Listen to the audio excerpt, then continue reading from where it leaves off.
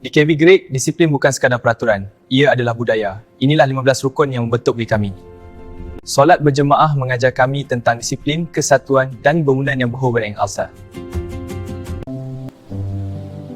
Akhlak yang baik mencerminkan siapa diri kami. Budi bahasa, hormat dan sopan jadi pegangan dalam setiap tindakan.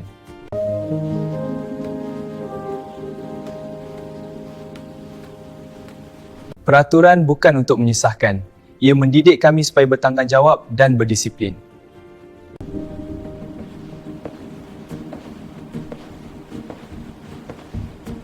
Kami belajar bersungguh-sungguh. Ilmu adalah bekalan mendepan.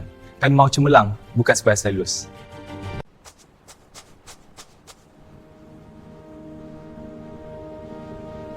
Setiap tugas adalah amanah.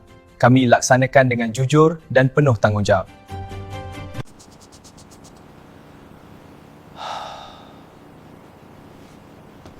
Dalam sukan, persatuan dan pasukan uniform, kami belajar kepimpinan, keberanian dan kerjasama.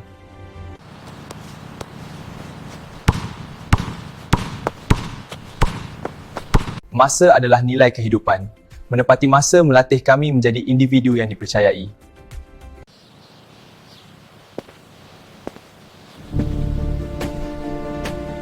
Persekitaran yang bersih menjadikan pembelajaran lebih selesa.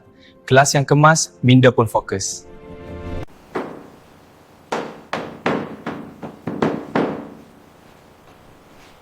Disiplin bermula dari tempat tidur. Katil kemas, diri pun terurus.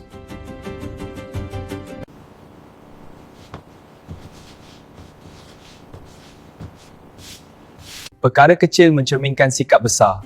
Kasut tersusun tanda pelajar berdisiplin.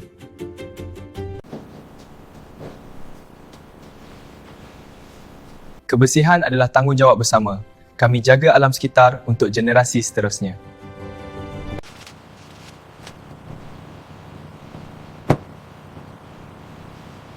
Kejayaan kami bermula dengan doa dan pengorbanan ibu bapa. Kami hargai, kami sayangi.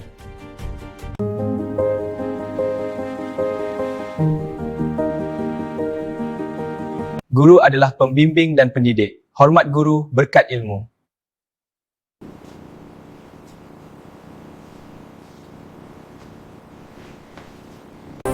Kami tidak berjalan sendirian.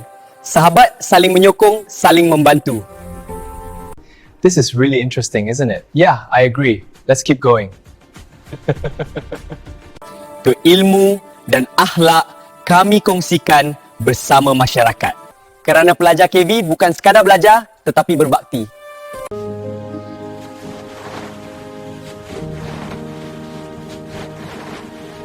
Inilah 15 rukun amalan pelajar KV Gerik. Membentuk disiplin, akhlak dan masa depan. Kami bangga menjadi warga KV Gerik.